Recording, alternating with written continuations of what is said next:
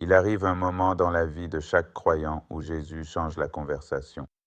Dans Jean chapitre 16, Jésus regarde ses disciples, des hommes qui avaient marché avec lui, appris de lui, lutté avec le doute, et il dit quelque chose de profond.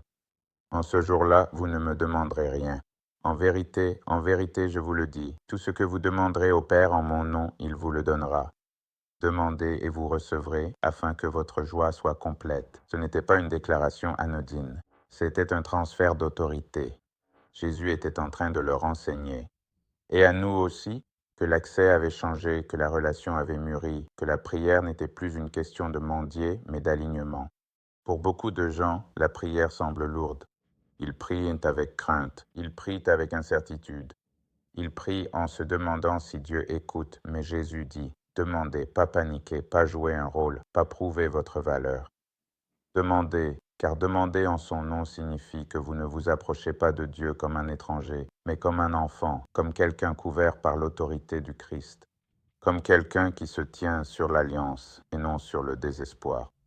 Jésus dit, jusqu'à présent, vous n'avez rien demandé en mon nom.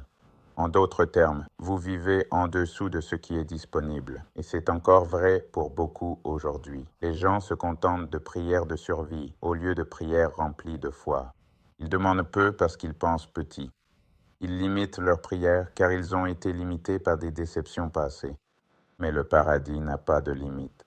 Quand Jésus dit « Demandez et vous recevrez », il ne l'est pas. Promesse de plaisir. Il promet un partenariat. La prière ne consiste pas à convaincre Dieu, il s'agit d'être d'accord avec lui.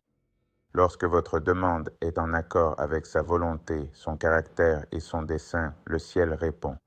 Et remarquez la raison que donne Jésus, afin que votre joie soit complète, pas une joie partielle, pas une joie empruntée, pas une joie différée, une joie pleine, car la prière exaucée produit la confiance.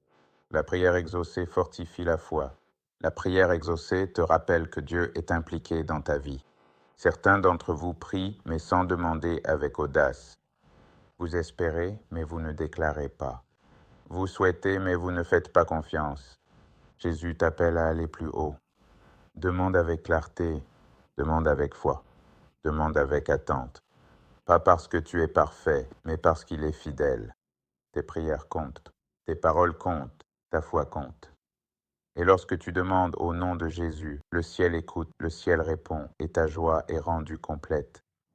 Alors aujourd'hui, ne réduis pas tes prières, ne fais pas taire ta foi, n'arrête pas de demander. Demande et reçois, car Dieu répond encore à la prière,